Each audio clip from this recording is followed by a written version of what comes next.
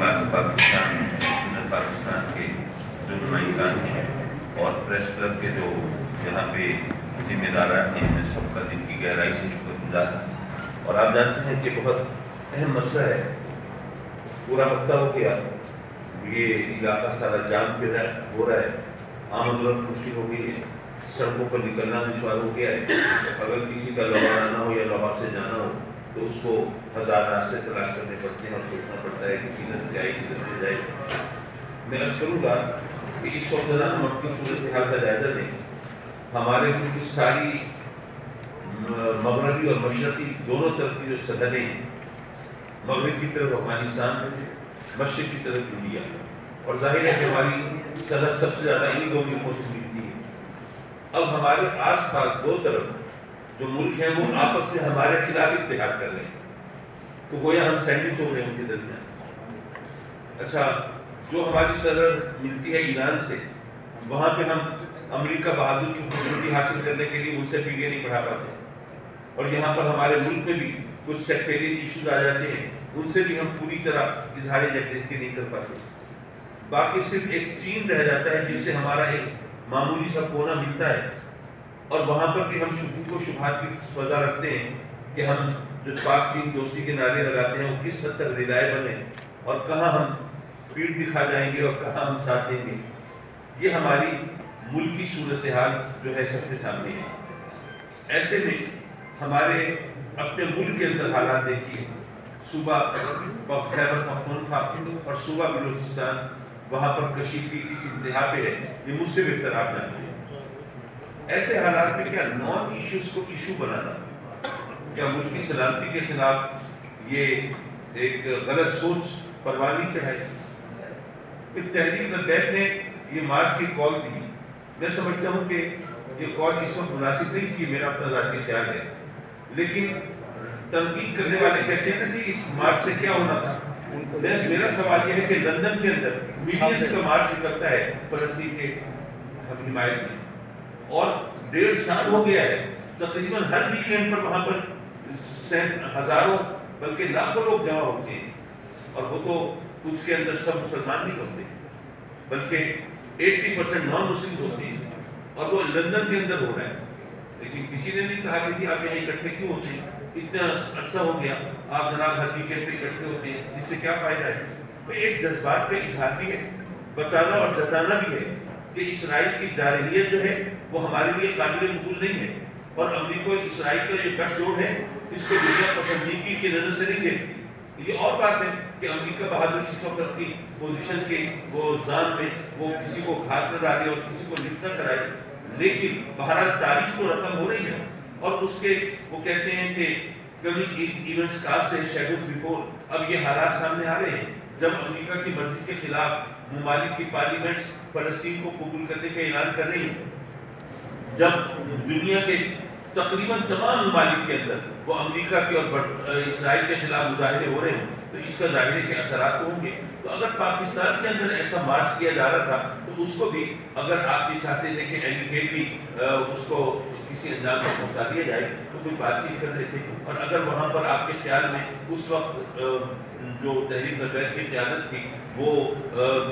آپ کے خیال میں بات چیت پر آمادہ نہیں تھی، تو ہمارے اسکول آف تھاٹ کے جو دوسرے لوگ ہیں ان کو آپ انوالو کر سکتے تھے، لیکن نہیں، آپ نے تو کچھ نہیں کیا، بلکہ آپ نے کیا کیا، جو کچھ آپ نے کرنا تھا وہ کر دیا، جو لاشیں گرنی تھی گر گئی، جو خون بہنا تھا بہہ گیا، جو زخمی ہونے تھے ہو گئے، جو تباہی مچانی تھی وہ مچا دی۔ اس کے بعد ہمارے اسکول آف تھاٹ، یہ تو بہرحال ایک تسلیم شدہ حقیقت ہے کہ ہمارے ملک میں ابھی تک ہماری تمام تر کوتاہیوں اور نادانیوں کے باوجود جو اوور ویلمنگ میجورٹی ہے عوام کے اندر وہ ہمارے اسکول آف تھاٹ صوفی اسکول آف تھاٹ کی ہے، درود و سلام پڑھنے والوں کی ہے، آقا کریم صلی اللہ علیہ وسلم سے غلامی کا اعلان اور سرکار کی محبت کی خاطر جان دینے والوں کی ہے۔ اب آپ نے ان سب کو ایک ہی کھاتے میں ڈال دیا، تحریک لبیک کے لوگوں نے جو کیا سو کیا، آپ نے ان کے ساتھ جو کیا سو کیا، اس کے بعد آپ نے کیا کیا، آپ نے ان تمام مدارس پر ریٹ کرنا شروع کر دی جو اس مظاہروں میں شامل تھے، جو جن کے اساتذہ جن کے طلبہ نہیں نکلے تھے، آپ نے وہاں پر چھاپے مارنا شروع کر دی، جو لوگ گھروں میں بیٹھے تھے ان کو وہاں سے گرفتار کرنا شروع کر دیا۔ گویا آپ خود انسٹیگیٹ کر رہے ہیں، موٹیویٹ کر رہے ہیں، لوگوں کو اکسا رہے ہیں کہ ہاں جی آپ بھی ان کے ساتھ مل جائیے، آپ پہلے نہیں نکلے تھے، آئندہ جو مظاہرہ ہو آپ بھی ان کے ساتھ نکل کھڑے ہو، کیونکہ آپ کو پتا ہو کہ آپ بے شک گھر میں بیٹھے رہے لیکن پھر بھی آپ کے خلاف کریک ڈاؤن ہوگا، پھر بھی آپ کو گرفتار کیا جائے گا، پھر بھی آپ کے مدرسوں کو بند کیا جائے گا، پھر بھی آپ کے طلبہ کو اس طرح ٹارچر کیا جائے گا. تو یہ تو نان ایشوز کو ایشو بنانے والی ایک انتہائی عاقبت اندیشی والی بات ہے. اور پھر آگے دیکھیے جب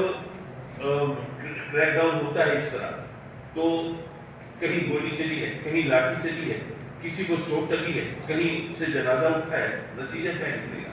جن لوگوں کے خلاف آپ یہ کام کر رہے ہیں ان کے دل میں ایک نفرت، ایک انتقام کا جذبہ بیدار ہوگا نا. اب وہ لوگ جو اپنی دانش میں بحث نہیں کر رہا، میں مناظرہ بھی نہیں کر رہا، جو لوگ اپنی دانش میں ایک بہت بڑے عظیم مشن کے لیے نکلے ہیں ان کو اس طرح آپ ڈیل کریں گے تو اس کے نتیجے میں لا انفورسنگ ایجنسیز کے خلاف عوام کے اندر انتقامی جذبہ پروان چڑھے گا. اور یہ ملک کی سلامتی کے لیے اس سے بڑا خطرہ کوئی نہیں ہو سکتا. اس لیے میرا اب بھی حکومت سے مطالبہ ہے کہ وہ اس کے نام دیں. جو لوگ تحریک نفید کے ساتھ نہیں نکلے تھے کم از کم ان کو اس طرح ڈیل نہ کریں کہ آئندہ وہ بھی ان کی شانہ بشانہ کریں. اور وہ ظاہر ہے ان کی تعداد تھوڑی نہیں ہے. اور دوسری بات یہ ہے کہ اس معاملے کو ٹھنڈا کرنے کے لیے آپ کے پاس طاقت ہے، حکومت ہے، آپ نے بھرپور طاقت کا مظاہرہ نہ کیا ہوگا لیکن جتنا بھی کیا ہے اس کا جو نتیجہ نکلا ہے وہ سب کے سامنے ہے. تو ایسی صورت میں اگر آپ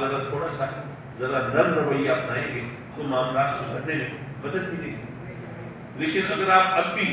اسی طرح ڈٹے رہے تو ظاہر ہے کہ پھر یہ کسی بہتر انجام کی طرف ہم نہیں جائیں گے. ہم جیسے لوگ جو ہمیشہ صلح صفائی کی بات کرتے ہیں،